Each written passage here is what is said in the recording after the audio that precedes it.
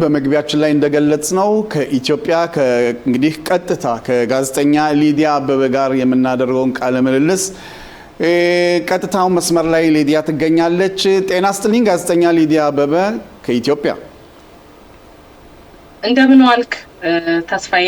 አንተም የሥራ ባልደረቦችህም ተመልካቾችህንም በቅድሚያ ሰላም ማለት ፈልጋለሁ። በድጋሚ በእውነት ጋዜጠኛ ሊዲያ ጥሪያችንን አክብረሽ ወደ IETV ከእስራኤል የቴሌቪዥን ጣቢያ ቃለ ምልልስ ለማድረግ ስለመጣሽ በጣም ያመሰገንኩኝ በባልደረቦቼ ስም ጠቅላላው። በመጀመሪያ እስኪ ለተመልካቾቻችን ያው በአገር ውስጥም ለውጭ ሀገርም ከሚከታተሉን ሊዲያ አበበ ማነች የሚለውን እስቲ ራስሽን አስተዋውቂን። እሺ አመሰግናለሁ ተስፋዬ። ሊዲያ አበበ ንጉሴ ይባላለሁ። በኢትዮጵያ እና በመላው ዓለም በሚተላለፈው በአሃዱ ሬዲዮ እና ቴሌቪዥን በዋና አዘጋጅነት ነው እያገለገልኩ ያለሁት። በጣም ጥሩ ሊዲያ፣ እንግዲህ በእውነት የዛሬው ግንኙነታችን ያው የቃለ ምልልስ የምናደርገው በፊታችን ሰኞ ኢትዮጵያ ጠቅላላ የምርጫ ጊዜ ባለበት ሁኔታ ነው። ይሄንን ሁኔታ እስቲ በመጀመሪያ ድባቡ ምን ይመስላል፣ እንዴት ነው ለምርጫውስ የነበረው ዝግጅት እንዴት ነበር የሚለውን እስኪ ሰፋ አድርገሽ ለማብራራት ሞክሪኝ። እሺ አመሰግናለሁ። እንግዲህ እንደሚታወቀው የፊታችን ሰኔ በእኛ በኢትዮጵያ አቆጣጠር ግንቦት 24 2018 ወይም በአውሮፓውያኑ ጁን 1 2026 በሰባተኛው ጠቅላላ ምርጫ ይካሄዳል። ይሄ ምርጫ እንግዲህ በኢትዮጵያ የመድብለ ፓርቲ ስርዓት እንደዚሁ ደግሞ የፌዴራሊዝም እና የዲሞክራሲ ስርዓት ግንባታ ከተጀመረበት ካለፉት 35 ዓመታት ወዲህ የሚደረግ ሰባተኛ ጠቅላላ ምርጫ ነው። ለሰባተኛ ጊዜ የምርጫ እንዲካሄድ ደግሞ ባለፉት ወራት ወደ 8-9 ወር አካባቢ የኢትዮጵያ ምርጫ ቦርድ፣ ምርጫውን የሚታዘቡ የሲቪል ሶሳይቲ፣ የዲሞክራሲ ተቋማት፣ መንግስት እና የፖለቲካ ፓርቲዎች ከፍተኛውን ዝግጅት ሲያደርጉ ቆይተዋል። ሚዲያም ደግሞ እንደ ሚዲያ የዲሞክራሲ ስርዓቱ አካል እንደመሆኑና ይህንን የዲሞክራሲ ስርዓት ደግሞ ለአጠቃላይ ለኢትዮጵያውያንና ለመራጩ ማህበረሰብ እንደ ማስተጋባቱ መጠን ይህንን ዝግጅት በእጅጉ ስንከታተልና ስንዘግብ ከስር ቆይተናል። ዛሬ በኢትዮጵያ አቆጣጠር ግንቦት 19 ነው። በኢትዮጵያ የፖለቲካ ፓርቲዎችና የምርጫ አዋጅ መሰረት ደግሞ ከዛሬ ጀምሮ እስከ ምርጫው እስከሚከናወንበት እስከ ዕለተ ሰኞ ድረስ የጥሞና ጊዜ ተብሎ የትኛውም የፖለቲካ ፓርቲዎች ቅስቀሳ፣ መፈክር፣ የአደባባይ እና የሌሎች ስብሰባዎች ላይ የሚደረጉ የምረጡኝ ቅስቀሳዎች የቆመበት ነው። የጥሞና ጊዜ ሲባልም መራጩ ማህበረሰብ እስካሁን የተረዳውን እስካሁን የፖለቲካ ፓርቲዎች ካደረጓቸው ክርክሮች፣ የፖሊሲ አማራጭ ሀሳብ ካቀረቧቸው፣ ማኒፌስቶቸውን ካስረዱባቸውና ከአደባባይ ቅስቀሳዎቻቸው ትንሽ ታቅበው ህዝቡ እንዲያሰላስል በጥሞና ደግሞ የሚመርጠውን አካል በራሱ ፍቃድ እንዲመርጥ ለማስቻል ነው ይሄ የጥሞና ጊዜ የተሰጠው። ባለፉትም 6 ተከታታይ ምርጫዎች እንደዚህ አይነት አለ። በአዋጁ መሰረት ለ48 ሰዓት ወይም ከዛ ቀደም ባሉት ጊዜያት የጥሞና ጊዜ ይሰጣል። በዚህ ወቅት የትኛውን ፓርቲ ቅስቀሳ አያደርግም። ሚዲያዎችም ከምርጫ ስራው ጋር ብቻ የተያዙ ስራዎች እንጂ ፓርቲዎችን እያሳተፉ የምረጡኝ ዘመቻዎችን አያስተላልፉም። የፓርቲዎችን ማኒፌስቶ ማስተላለፍ አይችሉም እና አሁን ያለንበት ይሄ የጥሞና ጊዜ የሚባለው ላይ ነው ዛሬ የጀመረው ማለት ነው። በጣም ጥሩ። ሌላው እንግዲህ እንደጠቀሹ የፓርቲዎች በእውነት የፖለቲካ ፓርቲዎች ክርክሩንም በእውነት ከዚህ ከእስራኤል ለመከታተል ሞክረናል። ፓርቲዎች የራሳቸውን ሆነ እንቅስቃሴ ያደረጉበት ሁኔታ ነው። የህዝቡ እንዴት ነው? ህዝቡ ምን ያህል በቂ ግንዛቤ ያለው? ህዝቡስ እንዴት ነው? በአሁን ሰዓት ዝግጅቱ ምን ላይ ነው? የምርጫውስ እንዴት የሚከናወን መስሎ ይታይሻል? እንግዲህ ፓርቲዎች ላለፈው 1 ወር ከግማሽ አካባቢ በተለያየ የመገናኛ ብዙሃን በቴሌቪዥን፣ በሬዲዮ እና በጋዜጣ ምርጫ ቦርድ ድልድል አድርጎላቸው ቅስቀሳ ሲያደርጉ ነበረ። እያንዳንዱ 15 ደቂቃ ተሰጥቶት የፓርቲውን ሀሳብ ማኒፌስቶን ለምን መመረጥ እንደሚፈልግ ሲያስተዋውቅ ቆይቷል። ከዛም ባሻገር የፖለቲካ ፓርቲዎች የክርክር መድረኮች በተለያዩ መገናኛ ብዙሃን አንተም ቀደም ብለህ እንደገለጽከው ሲከናወን ነበረ። የኛም ጣቢያ 5 ክርክሮችን አድርጓል። 4 የፖሊሲ ክርክሮችን፣ 1 ደግሞ ከሲቪል ሶሳይቲ ጋር ተጣምሮ ስለ ምግብ ሉዓላዊነት አድርጓል። እስካሁን ድረስ መራጩ ማህበረሰብ በቂ ግንዛቤ ያለው ብለን እናስባለን። እኛም እየወጣን የዳሰሳዎችን ሰራ ነበረ። ቮክስ ፖፕ እንሰበስባለን። ህዝቡ ስለ ምርጫው ያለው ግንዛቤ ምን ያህል ነው? ምን ያህል ፓርቲዎችን ያውቃል የሚለው። እንደዛም ሆኖ ግን ይሄ ሁሉ ነገሮች ተሰርተው በኢትዮጵያ የፖለቲካ ፓርቲዎች የምዝገባ መሰረት በጣም ብዙ ፓርቲዎች ናቸው ያሉት። አንዳንዶቹ እንደውም ምርጫ ሲደርስ በአንድነት ይዋሃዳሉ፣ ጥምረት ይፈጥራሉ፣ ቅንጅት ይፈጥራሉ። እንደዛ ሲሆን ሰብሰብ ያለ ሀሳብ ለማግኘት ይመቻል። በክልል ያሉ ፓርቲዎችና በሀገር አቀፍ ደረጃ የተመዘገቡ ፓርቲዎች ወደ 40 ይጠጋሉ። 16ቱ ሀገር አቀፍ ፓርቲዎች ናቸው።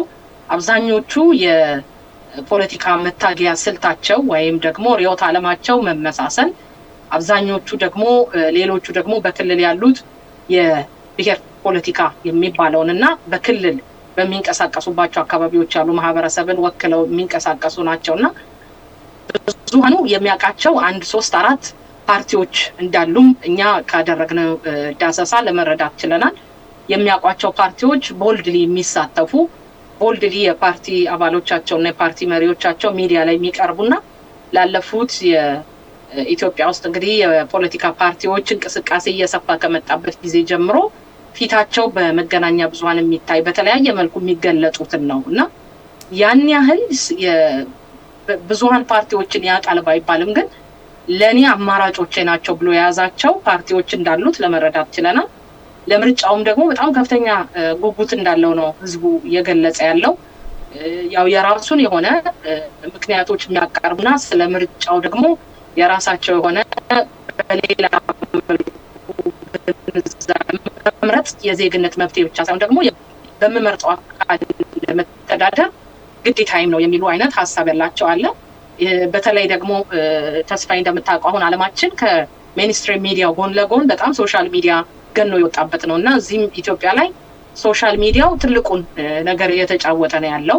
እነዚህ መገናኛ ብዙሃን ልክ እንደኛ ያለው ሌላውን ማህበረሰብ በሜንስትሪሙ እንደምንይዘው ደግሞ ሶሻል ሚዲያ ላይ ያለው ወጣቱን በተለያየ ዓለም ያለውን ደግሞ በዚህ በሶሻል ሚዲያ ላይ በሚደረጉ በሚተላለፉ ፕሮግራሞች በሚቀርቡ ሀሳቦች እውቅናው ወይም ዕውቀቱ እየሰፋ መጥቷል። ካለፈው ምርጫ በተሻለ አሁን ህዝቡ በደንብ ግንዛቤ ያለው ወደ 52 ሚሊዮን ህዝብ መመዝገቡን ለምርጫ ካርድ ማውጣቱን 46000 የምርጫ ጣቢያ መኖሩን ደግሞ ብሔራዊ ምርጫ ቦርድ አሳውቋል። በብዙ አካባቢዎች የምርጫ ጣቢያዎች ዝግጁ ሆነዋል።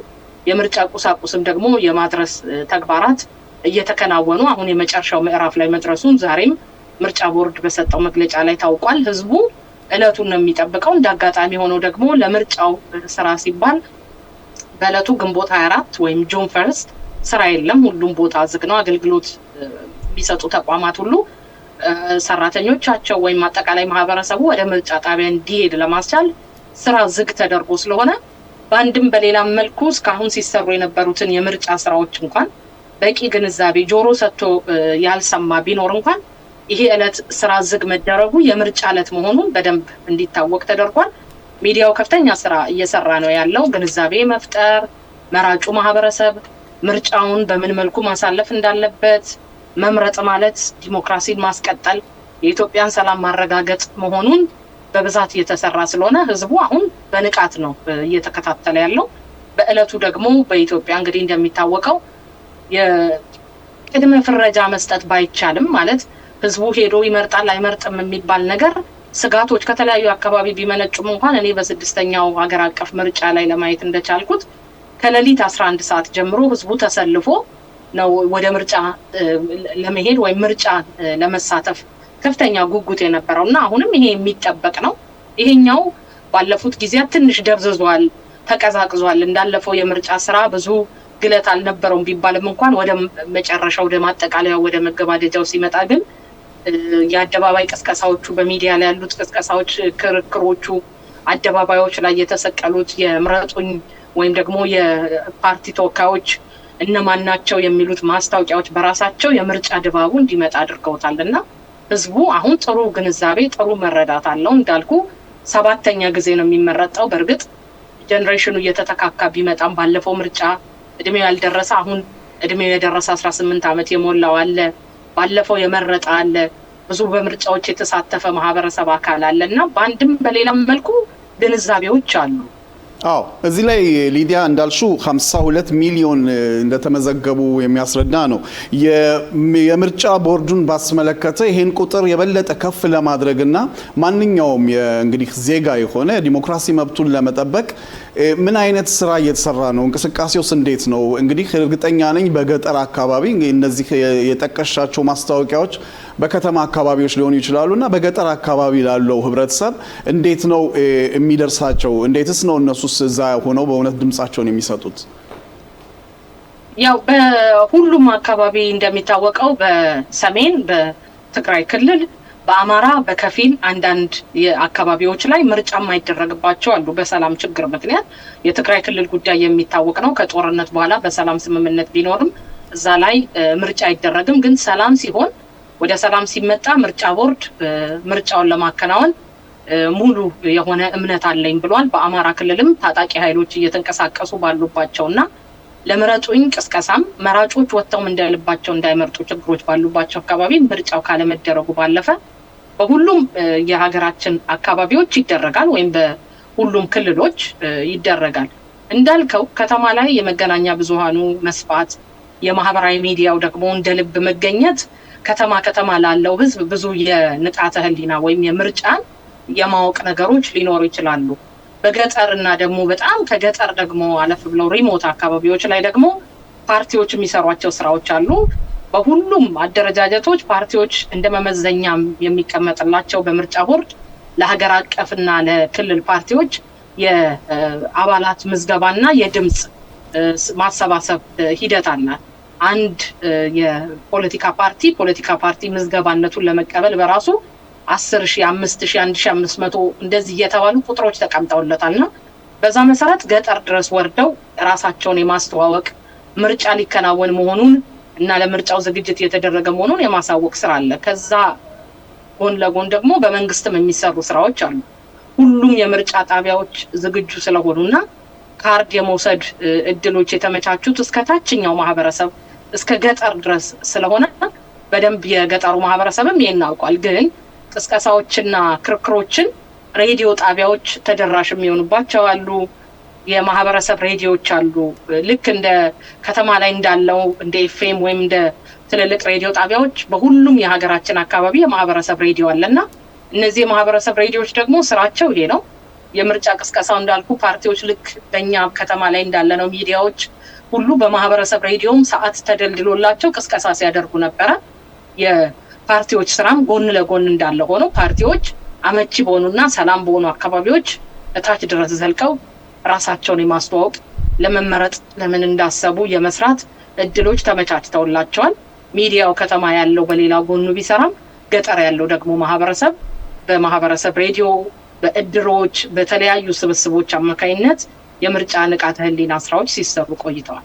አው ሌላው ሊዲያ እንግዲህ ያው በሙያሽም በጋዜጠኝነትሽ ይሄንን ባስመለከተ በአሁን ሰዓት የመገናኛ ብዙሃን በእውነት ምን አይነት ነጻነት አለ የተለያየ ጉዳዮችን መረጃዎችን ለመቀበልና ለህዝቡ ለማሳለፍ ይሄንን ደግሞ ብትገልጭልን።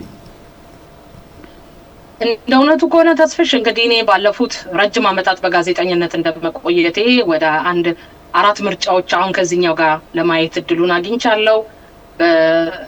ከዚህ በፊት የመጀመሪያው ምርጫ ላይ በዘጋቢነት በሁለተኛው እንደዚህ በዚህ በስድስተኛው እና በዚህ በሰባተኛው ደግሞ በአከራካሪነትም በደንብ በምርጫው ስራ ላይም በብዙ ተሳትፎ ሳደርግ ቆይቻለሁና ካለፈው ከስድስተኛው ሀገር አቀፍ ምርጫ ባልተናነሰ መልኩ በዚህ ለሚዲያዎች ሙሉ ነጻነት ነበረ።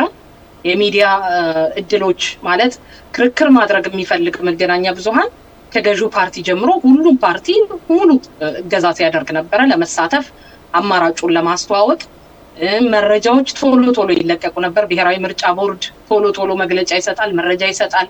ራሱን የቻለ የመገናኛ ብዙሃን የሚገናኙበት የመረጃ ቋት ግሩፕ ተከፍቶ ሁሉም የመገናኛ ብዙሃን ተወካዮች እና ኃላፊዎች ያለንበት መረጃ መለዋወጥ መግለጫዎች ሲኖሩ ጥያቄዎች ከፓርቲዎች አቤቱታ እንግዲህ በምርጫ ሂደት ላይ ፓርቲዎች ቶሎ ቅሬታ ያቀርባሉ።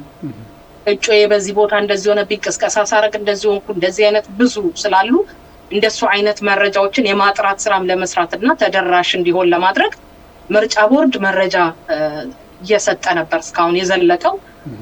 እዚህ ጋር ማስታወስ የምፈልገው እንደሚታወቀው አሁን በዚህኛው ምርጫ ሙሉ ነገሩ ዲጂታላይዝ ነው የተደረገው። መራጮችም በዲጂታል መልኩ ነው የምርጫ ካርድ እንዲወስዱ፣ የፖለቲካ ፓርቲዎችም በምርጫ ቦርድ ባበለጸገው ዲጂታል ፕላትፎርም ነው እጩዎቻቸውን ያስመዘገቡትና ከዚህ ከምዝገባ ሂደት ጋር በተያያዘ ብዙ ችግሮች ነበሩበት።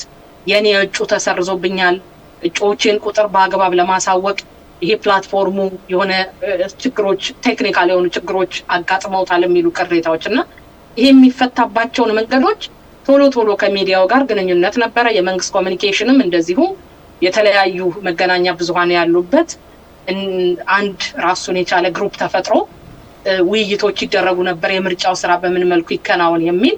በሌላ መልኩ ደግሞ አንድ አዲስ አሰራርም ደግሞ መጥቷል። በሌላ ሀገራት ሊኖር ይችላል፣ እኛ ጋር እስካሁን አልተለመደም። ሚዲያ ላይ ትብብር፣ ሚዲያ ለሚዲያ ተቋም ብዙ የመረጃ ትብብር የለም፣ ፉክክሮች ነው የነበሩት። አሁን በኢትዮጵያ ዜና አገልግሎት አማካኝነት በመንግስት ኮሚኒኬሽን በተመቻቸ የመረጃ ቋት አማካኝነት በሁሉም የሀገሪቱ ክልል ለምሳሌ እኛ አሃዱ ሬዲዮና ቴሌቪዥን በመላው አዲስ አበባ ሪፖርተሮች አሳትፈን ዘገባዎች፣ የምርጫ ዕለት ሁነቶችን እንዘግባለን። ክልል ላይ ግን ተደራሽ የማንሆንባቸው አካባቢዎች ላይ በክልል ያሉ የመገናኛ ብዙሃን መረጃ የሚያቀብሉበት፣ መረጃ የሚሰጡበት፣ ኢቭን የትራንስፖርት እገዛ የሚያደርጉበት፣ ምስል፣ ፎቶግራፍ፣ ሁሉንም መረጃ የምንቀባበልበት መረብ ራሱ የተዘጋጀ ስለሆነ አሁን መገናኛ ብዙሃኑ በቅንጅት ይሄንን የምርጫ ሂደት እንዲዘግቡ ምቹ አጋጣሚዎች ናቸው የተመቻቹት።